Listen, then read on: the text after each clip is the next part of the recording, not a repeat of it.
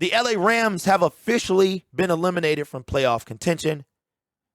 Nobody gave them a chance with no Matthew Stafford, no Cooper Kupp, no Aaron Donald, no nothing, no offensive line. The Rams are done. And they are the first team since 2003, the first Super Bowl champion team to be eliminated with more than 1 week left. They have a losing record. Les Snead said, forget them picks. He got a championship, and he's now paying the price.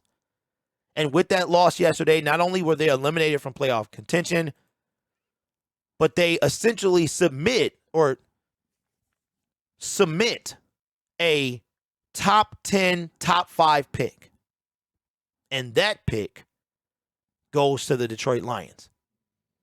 The Detroit Lions will have the LA Rams first round pick via the Matthew Stafford trade.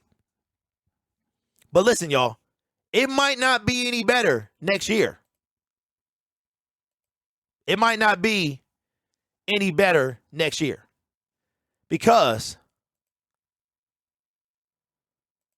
the Detroit Lions, or the LA Rams, I'm sorry, the LA Rams, does anybody know how much projected cap space they have? They have, it is projected, $6.7 million. Matthew Stafford comes back. Cooper Kupp is back, healthy. Allen Robinson, the big target wide receiver that was pretty much nothing over there. The whole team fell apart. But why am I talking about the LA Rams? Because they sold out, they got what they wanted, and now they're paying the price.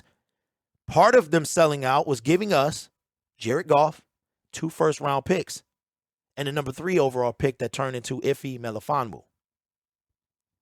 And right now, the Detroit Lions have the fourth overall pick in the 2023 NFL Draft. Now, right now, where the Detroit Lions pick for themselves is number 18. Number 18, guys. You know what number 18 is? Number 18 is pretty much either the first playoff exit or right before that. Somewhere around there. But the reason I'm bringing up the Rams is mainly for their pick. The best the Rams could be is 7-10, and with 10 losses, they were eliminated from playoff contention. And the Detroit Lions have their pick. And I want to talk about this because I think a lot of you guys are going to be excited. Now, we know about the draft. We know it doesn't mean anything. All these mock drafts, and from January the 9th until the end of April, we have to hear mock after mock. From Todd McShay to Mel Kiper to your local Joe on the street. But I saw this today, and I thought y'all would be intrigued by this because I know how y'all feeling about the draft. Now, before, it was Bryce Young.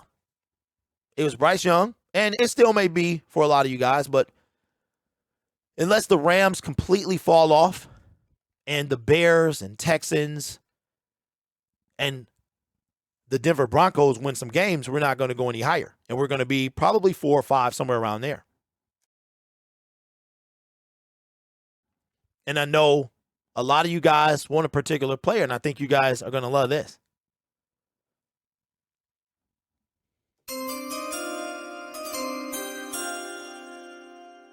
With the 4th pick in the 2023 NFL Draft, the Detroit Lions select Jalen Carter, Georgia, defensive lineman. Tankathon has Jalen Carter going 4. Bryce Young to the Texans, Will Anderson to the Chicago Bears. That is something I do not want to see. C.J. Stroud going to the Seattle Seahawks via the Denver Broncos. And guess what, y'all? I think all 3 of those could play out just like that. After the Detroit Lions take Jalen Carter, the Arizona Cardinals, who are eliminated from playoff contention, take Myles Murphy. Indianapolis Colts take Will Levis. The Falcons take Tyree Wilson.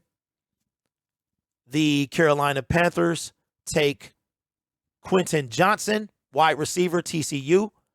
And then to round out the top 10 is that Kylie Ringo, and Peter Skoronski goes to the Raiders.